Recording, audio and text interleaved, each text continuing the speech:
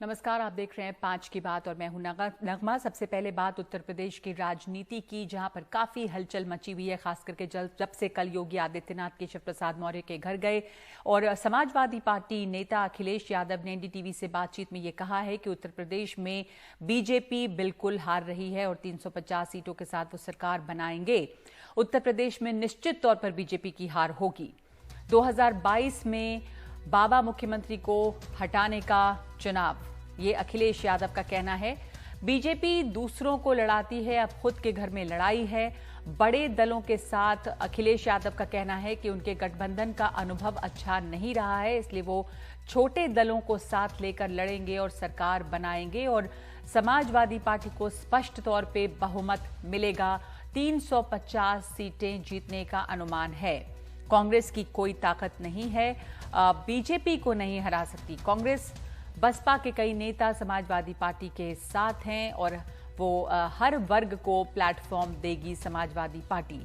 BJP को सिर्फ अपनी कुर्सी की चिंता है, लोगों की नहीं। अखिलेश यादव ने यह भी कहा है कि ट्रायल पूरे नहीं थे, इसलिए टीके पर सवाल उठाया। राम मंदिर का श्रेय सुप्रीम कोर्ट को जाता है, बीजेपी को नहीं। और अयोध्या में मंदिर के नाम पर जमीन का घोटाला हुआ है। 2 करोड़ की जमीन 18 करोड़ में खरीदने का घपला है। बीजेपी सरकार ने उत्तर प्रदेश को बर्बाद किया है। इतने बड़े बहुमत मिलने के बाद भी डबल इंजन की दिशा अलग अलग है। योगी आदित्यनाथ कह रहे हैं कि अब सब ठीक कर दिया उन्होंने, अब कोई प्रॉब्लम नहीं है कोरोना का। हर जगह उनके होर्डिंग्स लग गए हैं कि सारा मिशन सक्सेसफुल है। बीजेपी भी कह रही है कि योगी आदित्यनाथ ही मुख्यमंत्री बने रहेंगे। ऑल इज वेल वो कह रही है। मैं एक बात कह सकता हूं कि उत्तर प्रदेश में इस बार भारतीय जनता पार्टी चुनाव हारने जा रही है।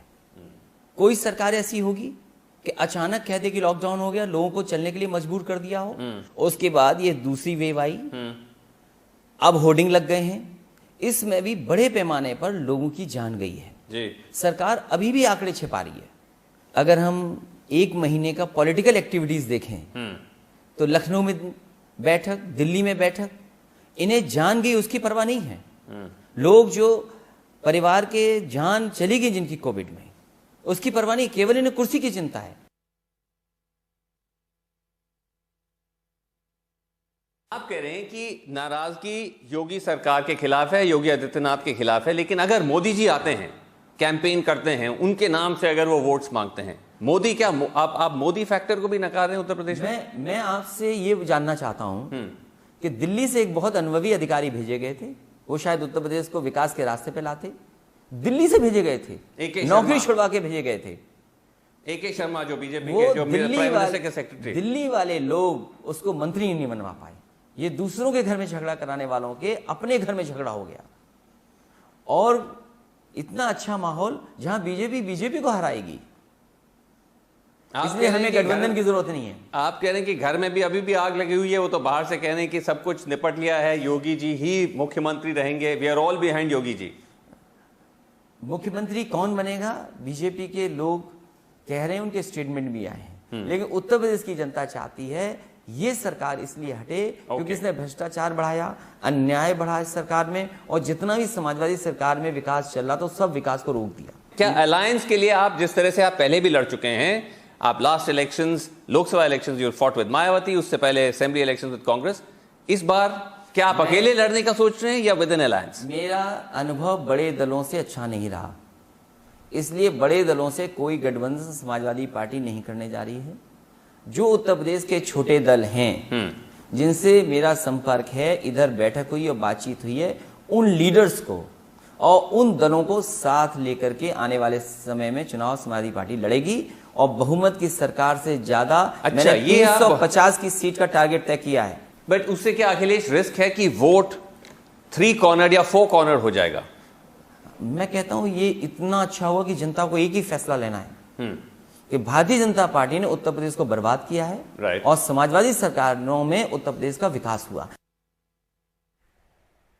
हमारे साथ कमाल इस वक्त जुड़ रहे हैं इस पर चर्चा के लिए। कमाल, आपने सुना अखिलेश यादव को एनडीटीवी से बातचीत करते हुए, कई बातें उन्होंने कही हैं। एक तो ये, आपका आकलन इन पर क्या है कि जो अगला चुनाव होगा वो योगी को बाहर करने का चुनाव होगा, यानी कि योगी इतने ज्यादा लोकप्रिय हो चुके हैं कि अब उनके खिलाफ पार्टी के अंदर भी, जैसा अखिलेश कह रहे हैं कि बीजेपी सबको लड़वाती है पर खुद उनके अंदर खाने काफी लड़ाई है। एक तो ये बात कि बीजेपी में किस तरह की टूट फूट है जिसकी तरफ वो इशारा कर रहे हैं, और कल के बाद से जो लगातार चर्चा हो रही है जिस पर। ये देखिए, ऐसा है कि बीजेपी में मतभेद है, ये बात सही है। बीजेपी में आपस में झगड़े हैं, ये बात भी सही है। और आप देखिए कि कोरोना जब शुरू हुआ, दूसरी लहर शुरू हुई, तो 1 दर्जन से ज्यादा बीजेपी के MLAs, MPs, even central government के मिनिस्टर्स ने सीएम को खत लिख के बताया कि कितनी बदइंतजामी है, और उन्होंने लिखा कि हम लोग बिल्कुल हेल्पलेस महसूस कर रहे हैं, किसी की मदद नहीं कर पा रहे हैं। जिस तरह का कोरोना के वक्त पे जिस तरह की लोगों को तकलीफें हुई, बहुत सारे, किसी ने लिखा कि लोग मर जा रहे हैं और हम असहाय देख रहे हैं, हम किसी की जान नहीं बचा पा रहे हैं। उन्हें दोबारा से वोट मांगने के लिए जनता के बीच में जाना है, तो लिहाजा वो सीएम को खत लिख रहे थे। मुख्यमंत्री का एक स्टेटमेंट आया कि बेड की कमी नहीं है, दवाओं की कमी नहीं है, ऑक्सीजन की कमी नहीं है, जो अफवाह फैलाएगा उसके खिलाफ कार्रवाई की जाएगी। एक ऐसे टाइम पे जब लोग एक एक सांस के लिए संघर्ष कर रहे हैं, इतने बड़े पैमाने पे लोग बिना अस्पताल, बिना बेड, बिना ऑक्सीजन के तड़प के मर रहे हैं, तो ये जो बयान आया वो उनके फेवर में नहीं गया। तो ये माना जा रहा है, बीजेपी का जो एक असेसमेंट है, बीजेपी के ही कुछ सूत्र ये कहते हैं कि वो ये है कि लोग ज्यादा खुश नहीं है सरकार से। इसलिए अब एक प्लानिंग की जा रही है कि अमित शाह जो है वो जिले जिले में मीटिंग्स करेंगे, मोदी जी की भी बहुत जिलों में मीटिंग्स लगाई जाएंगी। ये जो बीजेपी की मीटिंग्स लगातार हो रही हैं, जो कल भी हो रही थी, बीएल संतोष आए हुए थे, रात में 11 साढ़े 11 बजे तक चलती रही, उसमें मुख्यमंत्री खुद भी मौजूद थे। वो सारी मीटिंग इसलिए हो रही है कि इमेज बिल्डिंग कैसे की जाए, जो दाग लगा है उसको कैसे धोया जाए, जो फूट है उसको समन्वय में कैसे तब्दील किया जाए, और जनता के बीच में कैसे जाया जाए। तो जाहिर सी बात है कि मोदी जी अपने चेहरे के साथ आएंगे, जिनकी एंटी इनकम्बेंसी अगर स्टेट के इलेक्शन के लिहाज से कहें तो वो नहीं होगी। जाहिर सी बात है, वो प्रधानमंत्री हैं, और अभी जो कोरोना में जो कुछ हुआ है उससे जनता बहुत परेशान है। तो ये बात सही है जो अखिलेश यादव कह रहे हैं। जी, तो अखिलेश यादव जो कह रहे हैं उस बात में एक तरह से सच्चाई है कि जो योगी आदित्यनाथ मुख्यमंत्री हैं उनकी लोकप्रियता उतनी बरकरार नहीं रह पाई है। यहाँ मोदी फैक्टर जो है उसको देखना होगा। धन्यवाद आपका कमाल। और ये भी अखिलेश यादव ने कहा कि वो छोटी पार्टियों के साथ गठबंधन करना चाहेंगे। जहां एक और गुपकार गठबंधन के नेता प्रधानमंत्री के साथ होने वाली बैठक में अनुच्छेद 370 की बहाली की मांग करने की तैयारी में है, वहीं बीजेपी अध्यक्ष जेपी नड्डा ने जम्मू कश्मीर से 370 हटाए जाने को मोदी सरकार की बड़ी उपलब्धि बताया है। डॉक्टर श्यामा प्रसाद मुखर्जी के बलिदान दिवस के मौके पर आज बीजेपी मुख्यालय में आयोजित कार्यक्रम में जेपी नड्डा ने कहा कि श्यामा प्रसाद मुखर्जी ने जम्मू कश्मीर से अनुच्छेद 370 हटाने के लिए आंदोलन चलाया था, और उन्होंने एक निशान, एक विधान और एक प्रधान का नारा दिया था।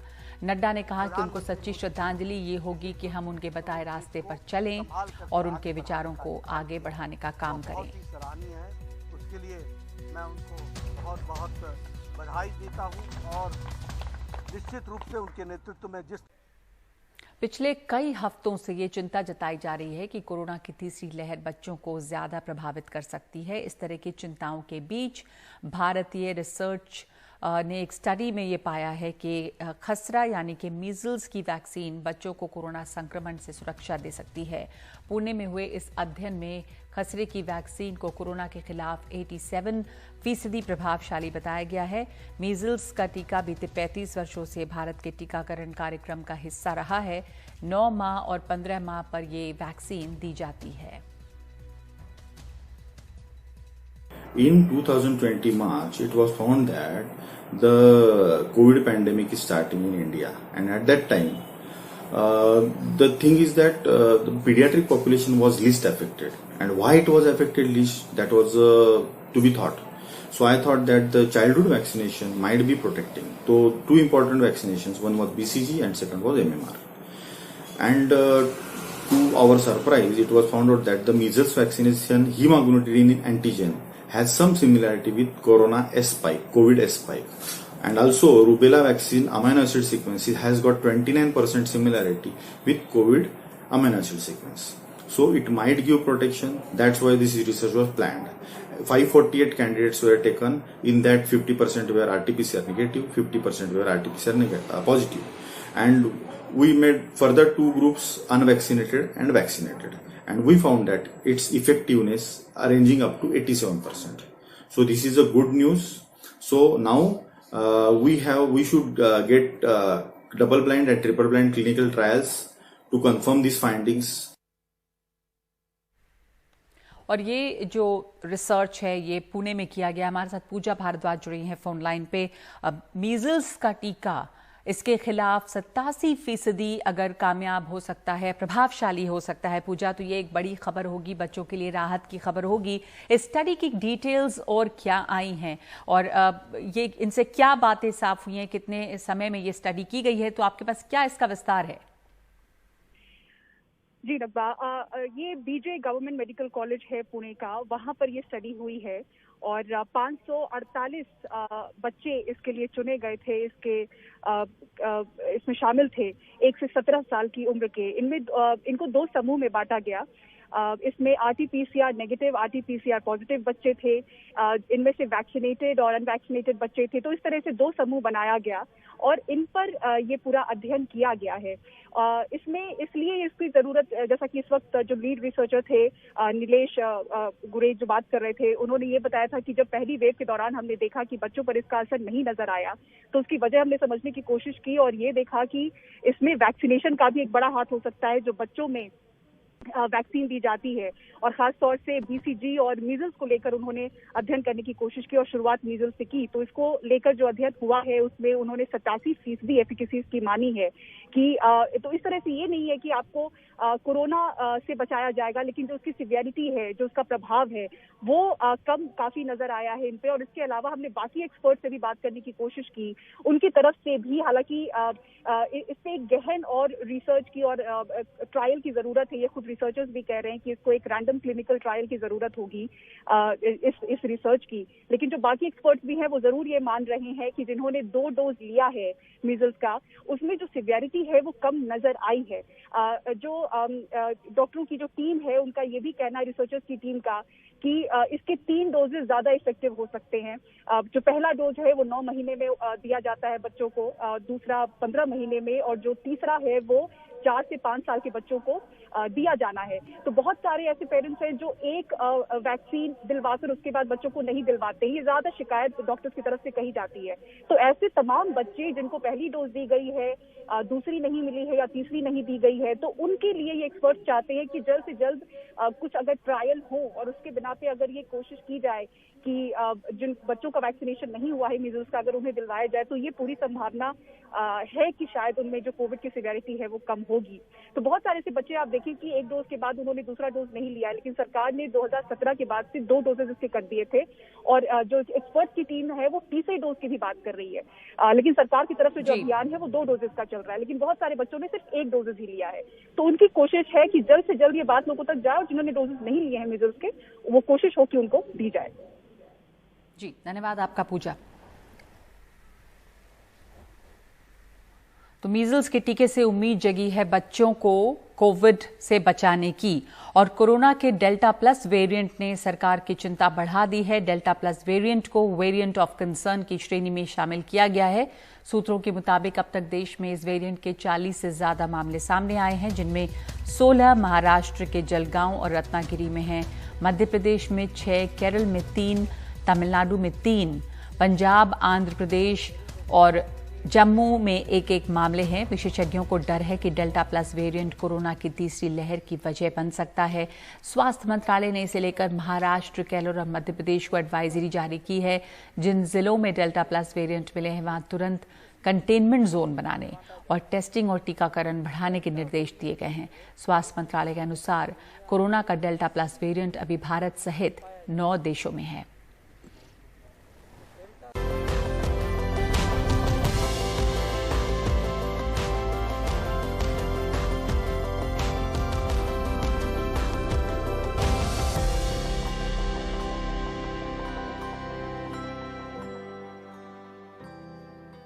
नमस्कार, मैं हूं अदिति राजपूत। एनडीटीवी गूगल की खास पेशकश वैक्सीनेट इंडिया लेकर हाजिर हैं हम। हमारा मकसद यही है कि वैक्सीन से जुड़े, कोरोना से जुड़े आपके जो भी डर हैं, भ्रम हैं, उन्हें दूर कर सके, क्योंकि कोरोना खुद को बदलता रहता है। ऐसे में वैक्सीन ही है जो कोरोना से और उसकी गंभीरता से हमें और आपको बचाती है। अब एक और वेरिएंट की बात सामने आई है, डेल्टा प्लस वेरिएंट, जिसको लेकर डर है कि ये तीसरी लहर की वजह बन सकता है।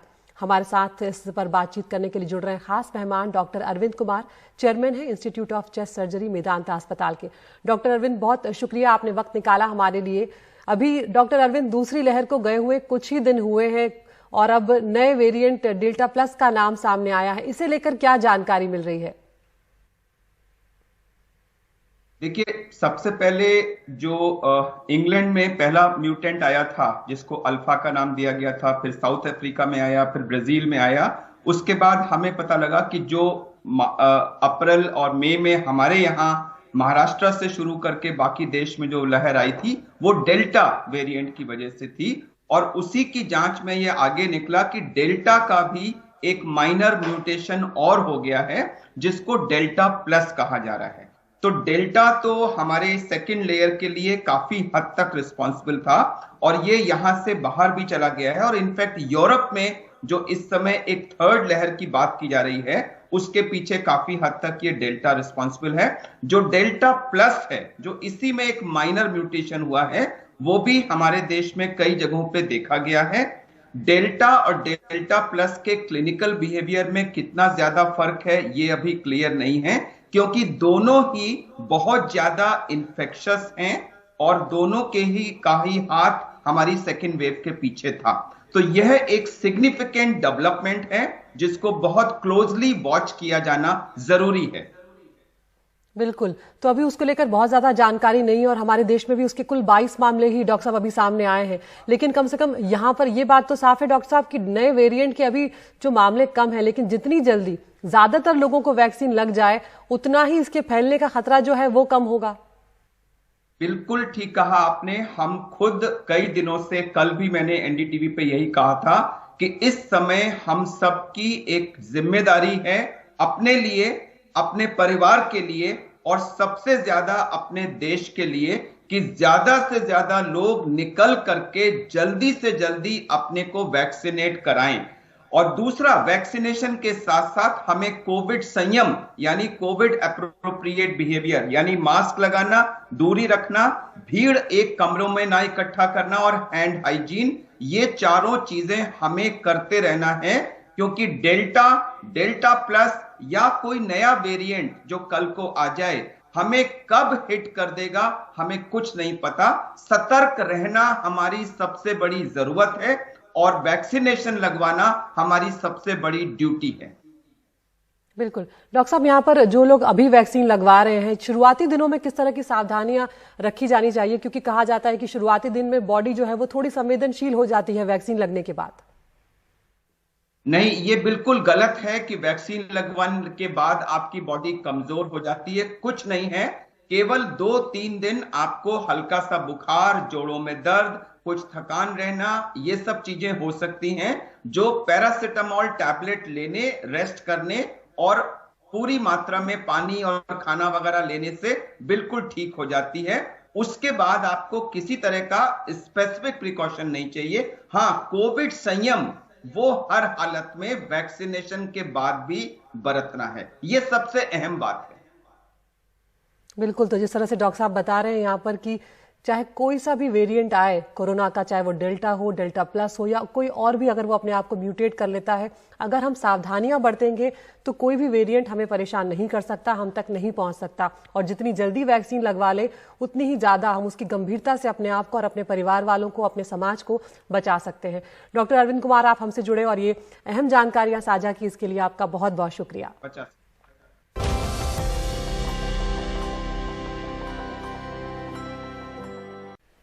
एनफोर्समेंट डायरेक्टरेट यानी प्रवर्तन निदेशालय ने सरकारी बैंकों को 9,371.17 करोड़ की संपत्ति ट्रांसफर की है। विजय माल्या, नीरव मोदी और मेहुल चोकसी से ये संपत्ति जब्त की गई है। माल्या, मोदी और मेहुल चोकसी ने सरकारी बैंकों को बहुत बड़ा चूना लगाया था, 22,585 करोड़। ईडी ने 18,170 करोड़ की संपत्ति जब्त करने की कार्रवाई शुरू की है। इनमें 969 करोड़ की संपत्ति विदेशों में है। कुल 22,585.83 करोड़ के घोटाले की करीब 80.45% संपत्ति जब्त की गई है। हमारे साथ हिमांशु इस पर और जुड़ेंगे चर्चा के लिए, क्योंकि ये एक काफी बड़ी खबर है कि जो कुल चूना लगाया गया था सरकारी बैंकों को, उसकी लगभग 81% संपत्ति जब्त हो गई है, 80.45%। और इनमें से कुछ संपत्ति जो है वो विदेशों में है, इसलिए वो जब्त नहीं हो पाई है। और यहाँ पर काफी हद तक सरकारी बैंकों को ये पैसे दे भी दिए गए हैं। ये ईडी की कार्रवाई है और ईडी ने 18,170.02 करोड़ की संपत्ति जब्त करने की कार्रवाई की है, लेकिन इसमें से कुछ संपत्ति जो है वो विदेशों में है। विजय माल्या, मेहुल चोकसी और नीरव मोदी की संपत्ति है, जिन्होंने सरकारी बैंकों को बहुत बड़ा चूना लगाया। 22,585.83 करोड़ का चूना लगाया था। हिमांशु, ये एक बहुत बड़ा घाटा था सरकारी बैंकों के लिए और ईडी की कार्रवाई से अब काफी हद तक इस तरह से इसकी रिकवरी हुई है। हालांकि कुछ संपत्ति विदेशों में है, लेकिन ये बड़ी खबर है। इसमें बैंकों को चुकाया भी गया है, दे भी दिया गया है पैसा। जो जब्त की गई है संपत्ति इन तीनों लोगों की, इसकी और आपके पास विस्तार जानकारी क्या है? देखिए, दो महत्वपूर्ण बातें हैं। इन तीनों जो भगोड़े कारोबारी हैं, इनके खिलाफ कुल 22,500 करोड़ रुपए के घोटाला का आरोप है। ये पैसा उन्होंने फर्जी कंपनियां बनाकर और ट्रस्ट के नाम पर सरकारी बैंकों से लिया और उसका दुरुपयोग किया और वो फिर भाग गए। और इसलिए अब ये कोशिश की जा रही है कि पहली जो प्राथमिकता थी कि भारत में उनकी ज्यादा से ज्यादा संपत्ति को जब्त किया जाए। और इन्फोर्समेंट डायरेक्टरेट की तरफ से आज ये कहा गया है कि कुल 18,170 करोड़ रुपए की जो संपत्ति थी इन भगोड़े कारोबारियों की, भारत में तीनों, विजय माल्या, मेहुल चोकसी और नीरव मोदी की, इन तीनों की 18,170 करोड़ रुपए की संपत्ति को अटैच या सीज किया जा चुका है। और इसमें से करीब 9,100 करोड़ रुपया जो है वो बैंकों को ट्रांसफर किया जा चुका है इन्फोर्समेंट डायरेक्टरेट की तरफ से भारत सरकार को भी। यानी करीब 40% जो पैसा है, जो पैसा पहले वो विदेश जो भागे थे घोटाला करके, वो पैसा उनसे वापस भारत सरकार ने रिकवर कर लिया है इन्फोर्समेंट डायरेक्टरेट ने। और अब वित्त मंत्री ने ये ट्वीट करके कहा है कि अब प्राथमिकता ये है कि जो उनके बैंकों के जो शेयर जब्त किए गए हैं उनको भी अब जल्दी ही लिक्विडेट किया जाएगा। और साथ ही ये एक तैयारी है कि 9,300 करोड़ के आसपास की जो रकम है वो रिकवर हो सकेगी जब जो बैंकों के जो शेयर उनके सीज किए गए हैं उनको जब लिक्विडेट किया जाता है। तो एक कोशिश की जा रही है कि भारत में उनकी संपत्ति को जल्दी से जल्दी लिक्विडेट करके बैंकों को पैसा लौटाया जाए, सरकारी विभागों को पैसा लौटाया जाए और साथ ही उनके प्रत्यर्पण की कोशिशें भी तेज की जा रही हैं। जी, धन्यवाद आपका हिमांशु। इनके प्रत्यर्पण की कोशिश की जाए और ये तीनों भगोड़े कारोबारी जो हैं, मेहुल चोकसी, नीरव मोदी और विजय माल्या, इन तीनों के प्रत्यर्पण की कोशिश हो। फिलहाल जो इनकी संपत्ति है, इन्फोर्समेंट डायरेक्टरेट ने उसमें से काफी हद तक संपत्ति को जब्त किया है और सरकारी बैंकों को जो घाटा हुआ था उनको कुछ हद तक भरपाई भी की गई है। और उत्तर प्रदेश के जनपद मुजफ्फरनगर में आज उस वक्त एक सनसनी फैल गई जब दो अलग अलग थाना क्षेत्रों में स्थित गंगा नहर से 2 गाड़ियों में 2 शव बरामद हुए, जो बहुत ही बुरी हालत में थे। दरअसल पहला मामला जनपद के रतनपुरी थाना क्षेत्र स्थित गंगा नहर में उस वक्त का है जब सोमवार को गंगा नहर का पानी कम होने पर नहर में संदिग्ध कार दिखाई दी। पुलिस ने जब क्रेन की मदद से गाड़ी को बाहर निकाला, तलाशी ली तो कार की बैक सीट पर एक व्यक्ति का शव मिला। मृतक की जेब से ड्राइविंग लाइसेंस मिला जिसमें उसका नाम दिलशाद लिखा है। सिखेड़ा थाना क्षेत्र स्थित गंगा नहर में भी एक गाड़ी मिली जिसमें एक व्यक्ति का शव मिला और उसकी पहचान मंडी कोतवाली क्षेत्र के निवासी उदय अत्रेय के तौर पर हुई है। उदय 5 फरवरी से लापता थे और उनकी गुमशुदगी की रिपोर्ट भी दर्ज कराई गई थी। पुलिस ने दोनों शवों को पोस्टमार्टम के लिए भेजकर जांच शुरू की है। रतनपुरी क्षेत्र में आज सूचना प्राप्त हुई कि नहर में पानी कम होने से एक कार दिखाई दे रही है। उस कार को निकलवाया गया तो टाटा कंपनी की कार है और उसके अंदर एक डेड बॉडी मिली है जो संभवतः काफ़ी पुरानी लग रही है क्योंकि उन्होंने जैकेट पहन रखी है जैसे सर्दी में पहने रहते हैं और उनमें एक ड्राइविंग लाइसेंस मिला है जिसमें दिलशाद नाम के व्यक्ति का DI है। इसके बारे में जानकारी कराई जा रही है कि ये दुर्घटनावश है या किस तरीके का क्या इसमें घटना हुई है, उसकी जानकारी की जा रही है और विधिक कार्रवाई इसमें चालू है। कोरोना महामारी के बाद अब आपके काम करने की जगह यानी कि जो आपका वर्क प्लेस है वो पहले की तरह नहीं रहा, वहाँ पे बहुत कुछ बदल गया है। ज़्यादातर कंपनियां अपने कर्मचारियों को वर्क फ्रॉम होम दे रही हैं। इसमें कुछ कर्मचारी ऐसे हैं जो नए चलन से खुश हैं, लेकिन कुछ को अपना पुराना ऑफिस याद आता है। लेकिन मजबूरी में अब लोगों को घर से ही काम करना पड़ रहा है। ये जो बदलाव है ये लोगों पर किस तरह का असर डाल रहा है, देखिए पूर्वा चिटनिस की रिपोर्ट। 24 साल की क्षित्या शेट्टी कोटक लाइफ इंश्योरेंस के साथ काम करती है। कोविड के बाद से ही उसकी ऑफिस में वर्क फ्रॉम होम संस्कृति चल पड़ी। साल भर पहले क्षित्या ने मेडिकल अंडरराइटर के तौर पर कोटक ज्वाइन किया था और 7 महीने से घर से काम कर रही है। वो ऑफिस के दूसरे सहकर्मियों के साथ लैपटॉप से ऑनलाइन कनेक्ट रहती है और उसे दिक्कत नहीं होती। दिन भर उसकी मीटिंग चलती रहती है। क्षित्या के मुताबिक अच्छी बात ये है कि ऑनलाइन भी ज्यादातर उसका दफ्तर 9 से 6 तक ही चलता है। वर्क फ्रॉम होम ही अच्छा है, अभी करने को सब मिल रहा है, लाइक घर पे ही है और टाइम एंड और भी बच जाता है ट्रैवलिंग का एंड कॉस्ट भी बच जाता है। सो आई एम थिंकिंग कि work from home he better option रहेगा। नीतीश गवानकर IT प्रोफेशनल है, 7 साल से काम कर रहे हैं। वो भी बीते साल से घर से काम कर रहे हैं। उनका कहना है इससे उनकी उत्पादकता बढ़ती है। मैं अपने परिवार को वक्त दे सकता हूँ बिना अपने ऑफिस के काम पर असर डाले। घर से काम करने में मुझे अच्छा माहौल मिलता है जिससे प्रोडक्टिविटी बढ़ती है। लेकिन हर किसी को ये रास आए ये जरूरी नहीं। प्रियंका श्रीराम ई-कॉमर्स कंपनी में है। उसके ज्यादातर कलीग घर से काम कर रहे हैं, लेकिन प्रियंका ऑफिस से काम करना पसंद करती है। उसका कहना है घर में ध्यान भटकता रहता है।